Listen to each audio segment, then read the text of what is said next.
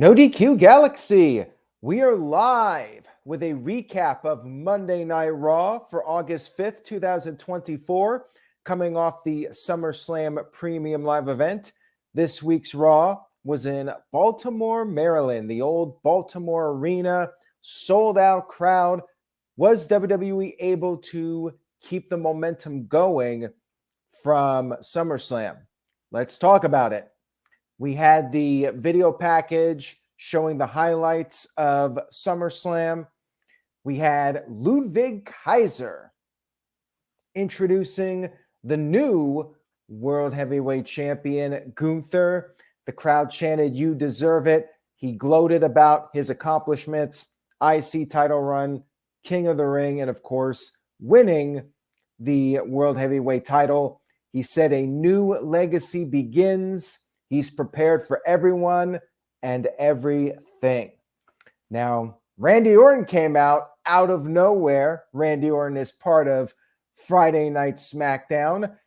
Normally, I would say this is ridiculous. Why is a SmackDown wrestler on Raw? But there was actually a good reason. Randy Orton brought up how at King of the Ring in their match, his shoulders were not on the mat.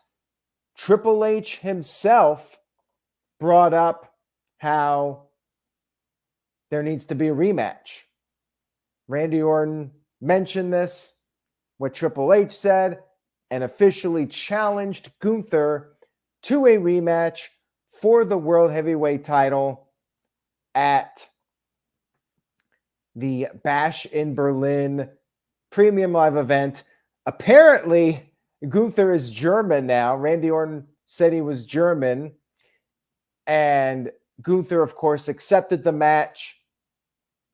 Randy Orton said that at the Premium Live event, he wants Gunther to see it coming.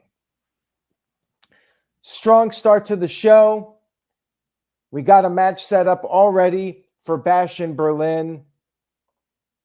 Storyline-wise, it makes sense. Randy Orton getting his rematch since his shoulders were not on the mat at King of the Ring.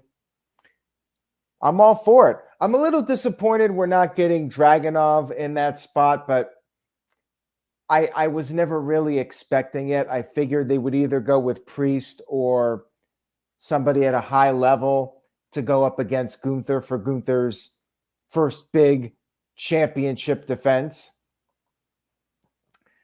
We had Sheamus versus Ludwig Kaiser. Sheamus cut a pre-match promo, vowed to get his hands on not just Kaiser, but Pete Dunne as well. They brawled on the outside of the ring. Kaiser targeted the knee, and Sheamus was just like, "Bring it." Kaiser fled to the outside, and he asked for medical assistance. He was feigning an injury, selling his ribs. He took advantage when the referee was checking on him, and Sheamus was wondering what the hell was going on. Sheamus was sent into the steel steps, drop-kicked into the steps. Sheamus was barely able to beat the 10 count, and they went back and forth after the, well, I was going to say after the break, but I forgot to mention that this first hour was commercial free. But after the first part of the match, it went back and forth for a while. They traded blows. Sheamus hit the white noise. Kaiser kicked out. Sheamus put on the cloverleaf. Kaiser was able to get to the ropes. They got into like a little bit of a hockey fight. Sheamus did the 10 beats. And then Pete Dunne showed up. Pete Dunne tried to use the shillelagh again like he did last week. Sheamus avoided it, though. Sheamus took out Dunne. Kaiser took advantage. Tried to finish off Sheamus, but Sheamus was able to fight off Kaiser. And then Sheamus picked up the victory with the bro kick. Not really surprised Sheamus picked up the win here since he's feuding with Pete Dunne. And you're continuing that storyline. Kaiser does take another L, but hey, the positive for Kaiser is at least unlike Giovanni Vinci, he's getting a spot on TV. And it was a competitive match, too. It wasn't like it was a squash or anything. I thought it was a really solid match. We had a video package from the Wyatt Sicks bringing up how they debuted in Baltimore, same city Raw was in this week, 11 years ago. Shout out to Mikey in the chat room, and also shout out to Houseman. Thank you all for tuning in tonight. Send in your comments. Leave your feedback. Much appreciated. We had Damian Priest storming to the ring after he got screwed by Finn Balor at SummerSlam. And yes, Jerry, Kaiser gets to go home to Miss Money in the Bank, so can't be too bad for him. Priest called out Finn Balor and brought up how he was alone until he found Judgment Day. Priest said that Judgment Day gave him a reason to fight, but then the WWE 24 documentary made Priest realize that his family is actually bigger. The people are his family. Pretty much confirming what we already knew, that Damian Priest is in fact now a full-blown babyface. I have to go check out that 24 documentary. I have not seen it yet. Let me know if you watched it already. Give me your thoughts in the chat room if you saw it. Now, once again, Priest called out Balor. He wanted to fight.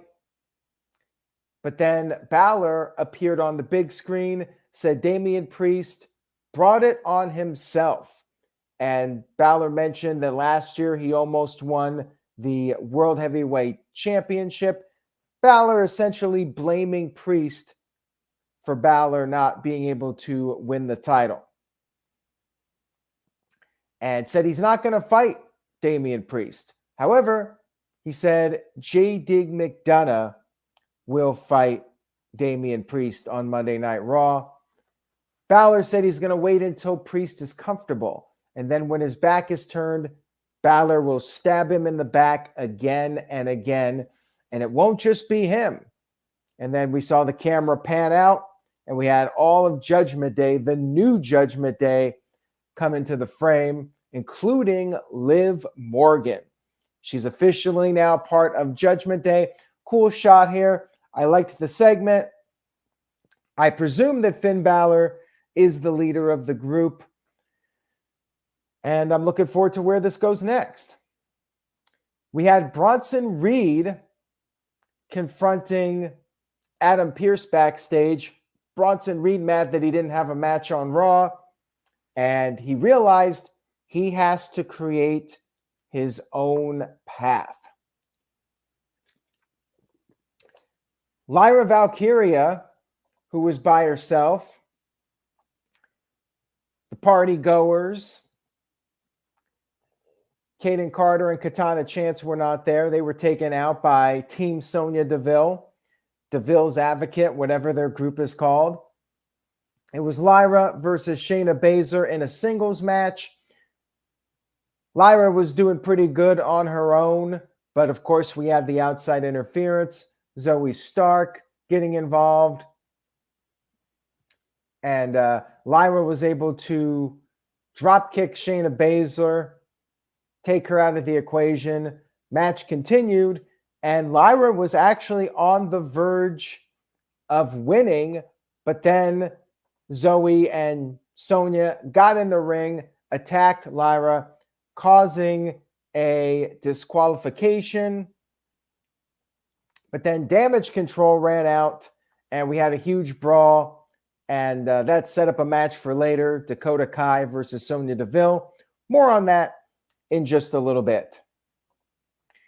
We had a Final Testament video promo, and Xavier Woods apparently has chosen his own fate, according to Karrion Kross, by siding with Kofi Kingston. Kross said that it will be the death of Judgment Day. More on that in just a few moments. We had a Chad Gable backstage segment telling Maxine Dupree they can keep the Alpha Academy name. Gable said they are now going to be known as American Made. And Gable told Ivy Nile that she doesn't need the Alpha Academy. Shout out to Michael, who sent in a $2 super chat. I will get to that in just a few moments. I will get to your super chat. Don't worry. Want to make sure it's on topic here. We had CM Punk come into the ring, getting a huge reaction from the fans. Crowd was loving CM Punk, and CM Punk was all smiles. He was in good spirits. He said he's happy because he's got 10,000 people chanting his name. And he also said that SummerSlam and Raw were not guarantees because of his injury. He's proud of himself because the doctors told him 9 months. He made it back in just 5 months. He said he's happy to be back. And he said SummerSlam is just the start of his road back to the top. He said people deserve less CM Punk talking and more CM Punk fighting. Now, he wanted Drew McIntyre, round 2. He called out McIntyre because McIntyre said he was going to kill CM Punk, and that did not happen. He's still standing. But guess what? Seth Rollins interrupted. Rollins was not laughing, not being animated. He was serious. He said he's in a good mood because after 10 years, it's finally time for him to put CM Punk in the dirt. And he was about to fight Punk when McIntyre appeared in the crowd. And McIntyre got on the mic, said, Punk still has it. He gave Punk some praise, but McIntyre said he is now the best in the world. And then he showed off CM Punk's bracelet, which is still in his possession. And he said that AJ, CM Punk's wife, AJ Lee, and Larry, CM Punk's dog, are still in Drew McIntyre's corner. Punk, of course, was furious. He ran after McIntyre, chased him through the crowd, but then back in the ring, Bronson Reed attacked Seth Rollins and beat the shit out of him. Gave him not 1, not 2, not 3, but 6 tsunamis. And after the first 1 or 2, the referees, the officials were all trying to stop it, and Reed just kept going. Tsunami after tsunami after tsunami, and the crowd was going crazy for this. They were chanting one more time. They were popping big. The crowd started chanting, holy shit. Seth Rollins was coughing up blood, and they had towels out there for him. Man, this was awesome. This deserved the "This is awesome" chant. This was the best Bronson Reed has ever looked in WWE. They made him come off like an absolute monster. Michael Cole and Pat McAfee were excellent on commentary. The crowd reacted to Bronson Reed like he was a superstar. And Seth Rollins, his selling was on point. The blood, just a fantastic angle. This was a star-making segment for Bronson Reed. Huge thumbs up for this. They did this so well. Excellent job. Crowd was hot. Everything connected with this. I absolutely loved it. Bronson Reed looked like a major player after this segment. Huge thumbs up for this. Definitely go out of your way to watch it if you didn't see it. And there was a comment on Twitter and X that I commented and responded to. This felt like Braun Strowman beating up Roman Reigns in 2017. And that was what made Strowman a superstar. And I felt the very same about this segment, the similar vibes.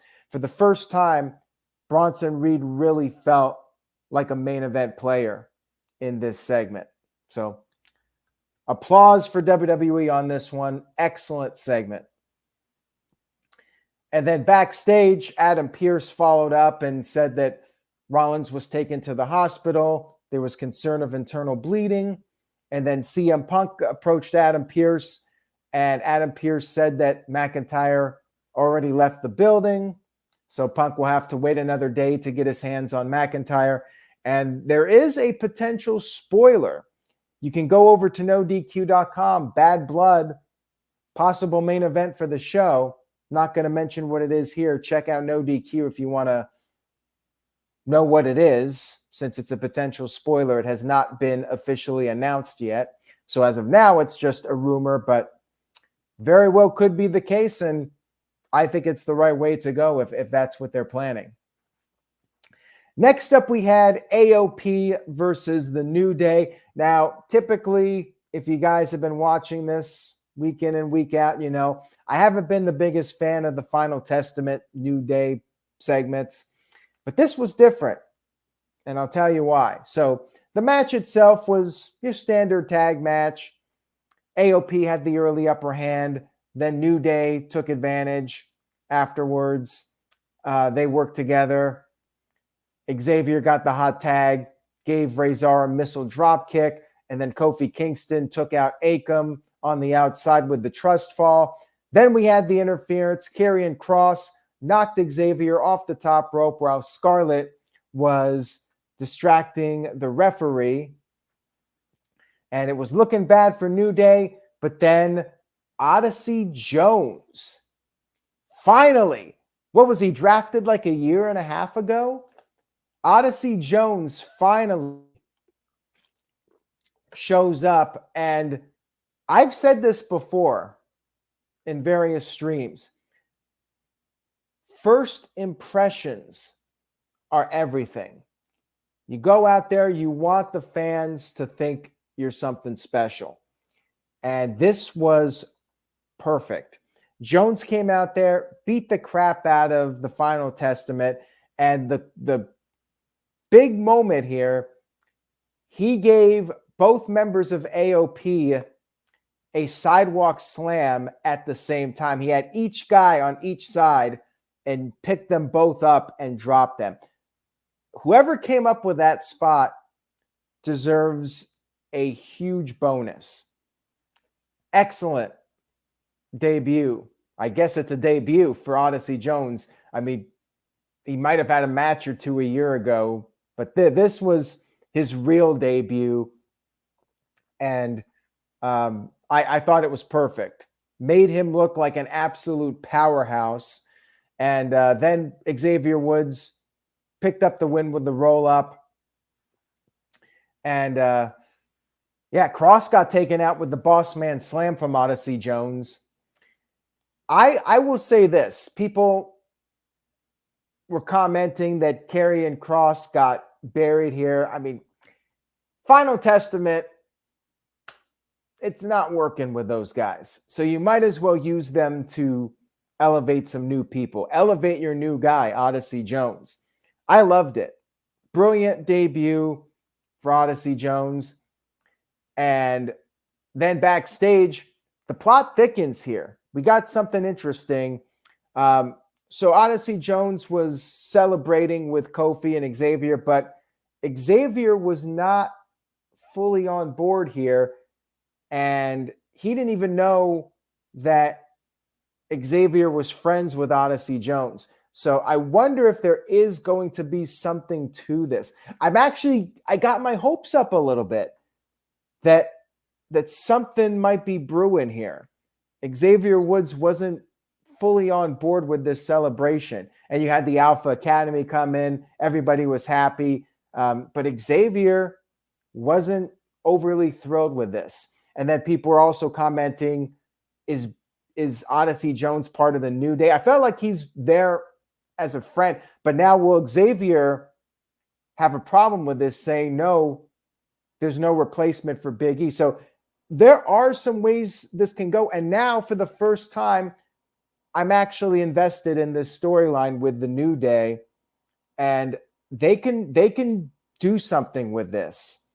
I hope we get a split. I'm not super confident it's where it's going, but I like this, that they're actually teasing some real friction between Xavier and Kofi Kingston. These guys have really needed something interesting as far as storylines go. So I'm really happy with this. Great debut for Odyssey Jones, and I'm very much intrigued about where this may go. Backstage, JD McDonagh cut a little promo to hype up his match with Damian Priest. We had, for whatever reason, A-Town down from SmackDown on Monday Night Raw. I presume this means that Raw will get somebody on SmackDown. I mean, they should have made this a little bit more clear why this was even happening. But we had A-Town down, Austin Theory, and Grayson Waller going up against the Awesome Truth. And it was a standard tag team match. The key here was that Awesome Truth built up some momentum. R-Truth picked up Waller for the AA, and he accidentally hit The Miz when he swung Waller over for the AA. And then Theory took advantage, hit the A-Town down, pinned Truth. Miz, though, forgave Truth. They hugged after the match, and that was that for now. But seems to be the beginning of a potential split between the Miz and R-Truth. Maybe Miz is going to go back to being a heel. He can really go back and forth, whatever WWE needs him to do, but definitely felt like this could be the end of the Awesome Truth reunion, which, I mean, I think it's run its course. I think it's time to move on to something else. Apparently, this was a one-night agreement because of Jelly Roll. I mean, whatever. Seems silly to me. We had a backstage segment with Damian Priest, and he talked about how he never wanted JD McDonagh in Judgment Day. The only person that did was Finn Balor. And Priest said that JD McDonagh has already been betrayed. Balor has sent JD out there to catch the first bullet, but Priest has plenty of bullets, and he's going to send JD's big-headed ass straight to hell.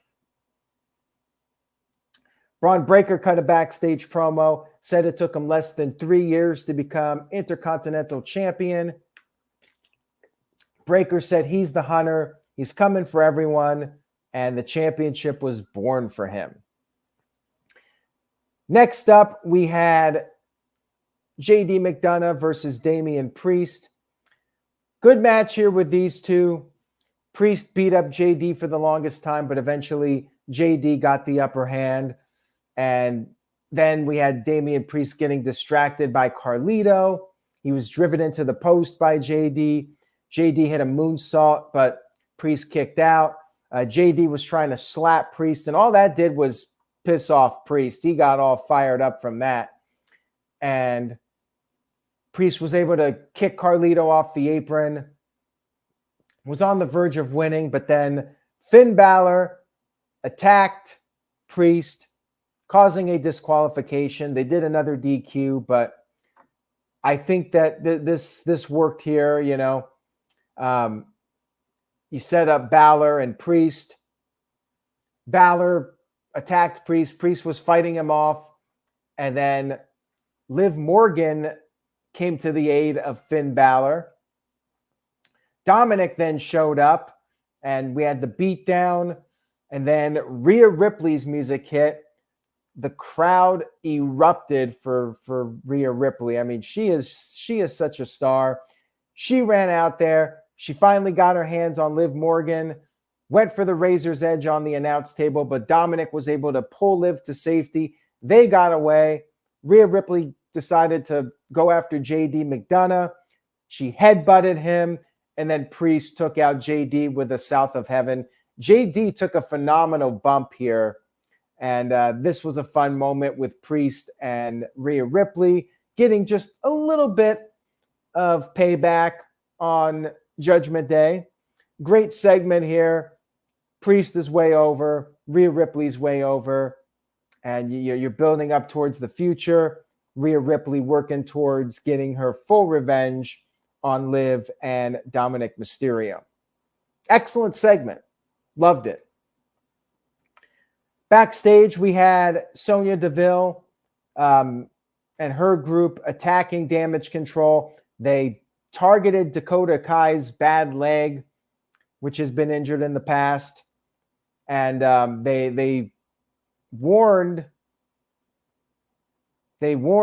Damage Control to stay out of their business. We then had Sonya Deville out there bragging about Dakota Kai being out of commission, but then Io Sky stepped in to take the spot. It was Sonya versus Io Sky. It was back and forth here. Io was able to build up some momentum, missile drop kick, but then Zoe Stark pulled Sonya, her foot on the rope. Kairi Sane then showed up, went after Zoe Stark. Kairi and Io did stereo moonsault and insane elbows to the outside onto all of Sonya's team. And then Io got Sonya back in the ring, hit the over the moonsault, and got the 1-2-3 victory. I did enjoy this. I mean, if there was a weak point on the show, it was probably this. But, I mean, the crowd likes Io Sky, and I do think the Damage Control face turn was very much needed. Michael sent in a $2 super chat. Thank you for that, Michael. Says there were some trolls in the crowd for this match.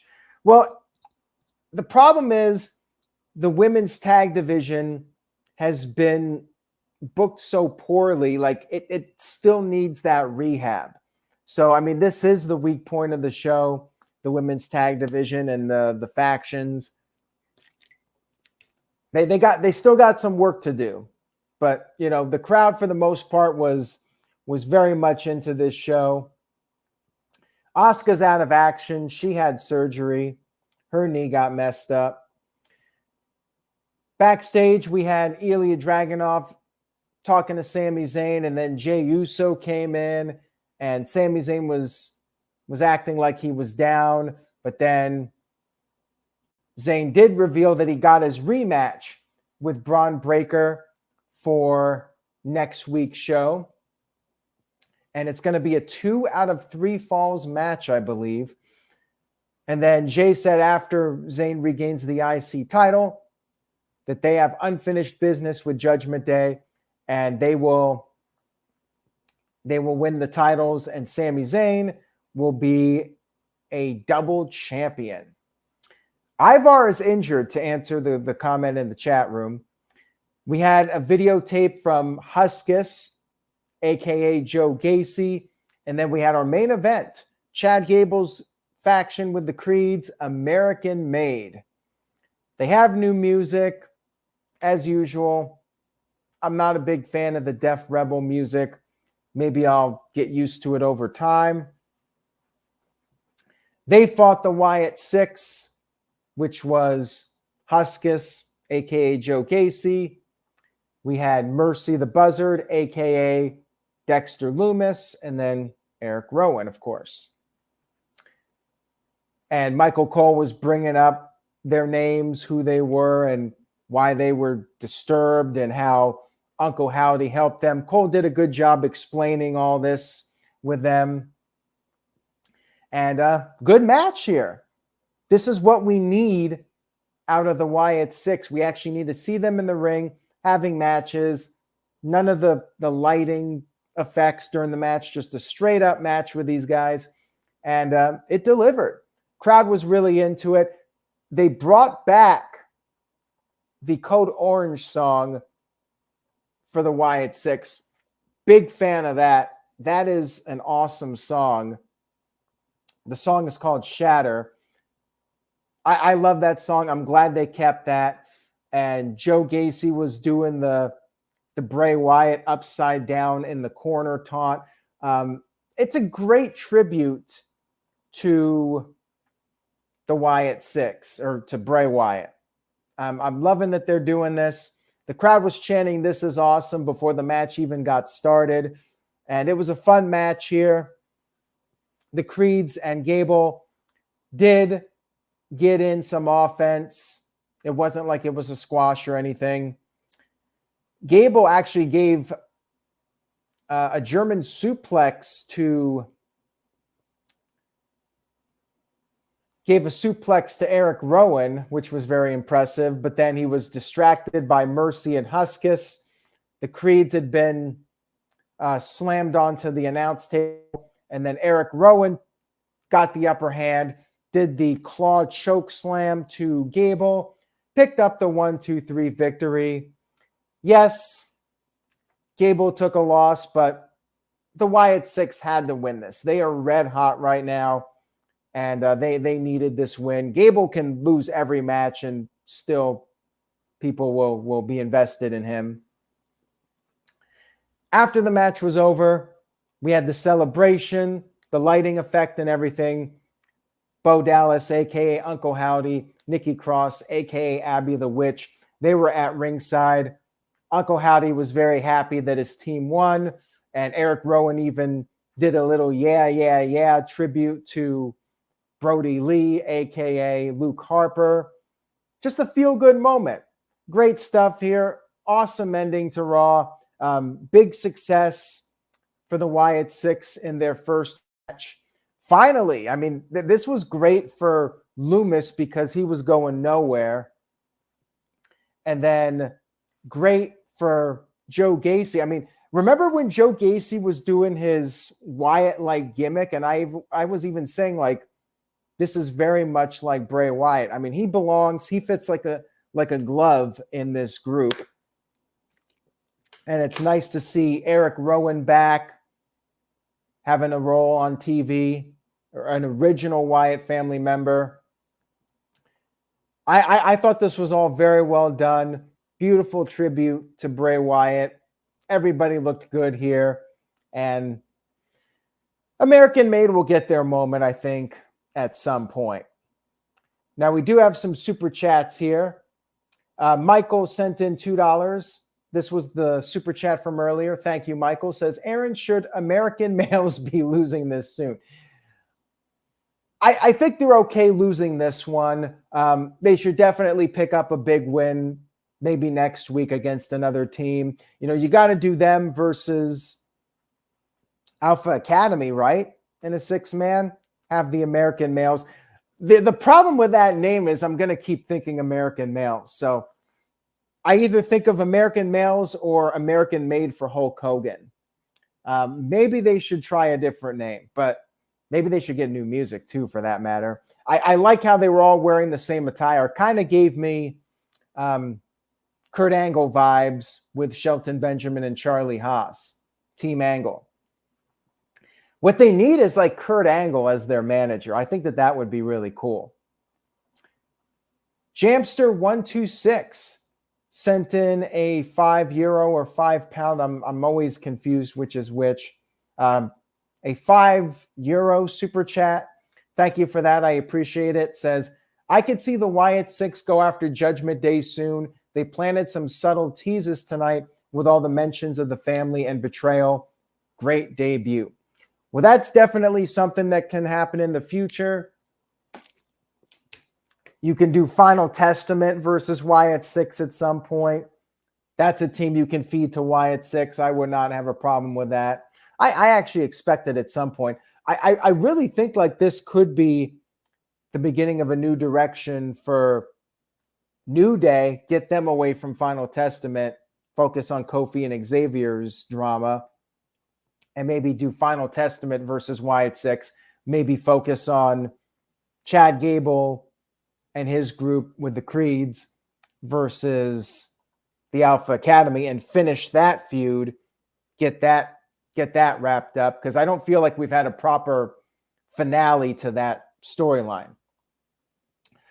All in all, excellent Raw. I think it was one of the best of the year. The only Raw that I can think of off the top of my head that I would put higher would be the one with The Rock when he beat up Cody Rhodes in the parking lot. But this was right up there. I mean, this was top tier, A show. Monday Night Raw on fire. There was a comment like this was like the Raw after SummerSlam. I agree. It felt like a post-WrestleMania Raw from the peak years. Maybe even better. Because it wasn't just a great crowd, but they actually produced a really strong show. Like, WWE is on fire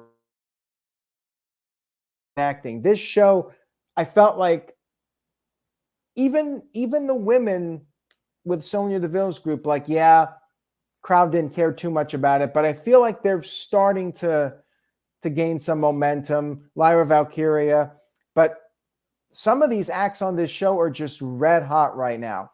Wyatt Sicks, they're on fire. Rhea Ripley, Damian Priest, Gunther. The CM Punk, Drew McIntyre story is hot. WWE is just hitting the right notes. And yes, I'm sure we'll have the negative comments. And it's funny because years ago, I had the people that were saying, if you don't like WWE, stop watching it. And I was very negative on WWE for a long time. I had the Just Another Monday Night with the yawning emoji t-shirt. But they have turned it around. 2024 has been one of WWE's best years ever. And this Raw was top tier. I mean, they are getting these characters at very high levels. Bronson Reed, I forgot to mention him. He's another one who is really heating up right now. Like, they're doing everything right. It's working.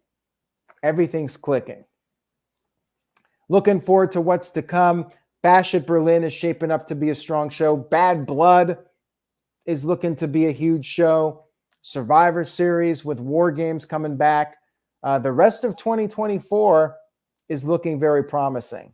And then, of course, 2025, we got John Cena, his final run. The Rock coming back for WrestleMania. There's a lot to look forward to in WWE coming up over the next year. If you're somebody who invests in stock, I say buy WWE stock because I think there's more records to be broken over the next year. Thank you all for tuning in tonight. If you enjoyed the video, please give it a thumbs up. Stay tuned to NoDQ.com for all the very latest. Like I mentioned earlier, main event rumored for Bad Blood. You can check that out on NoDQ.com. Buy a shirt if you would like to support the site. NoDQ.com/merch. Say yes to NoDQ.com, and I will see you all next time.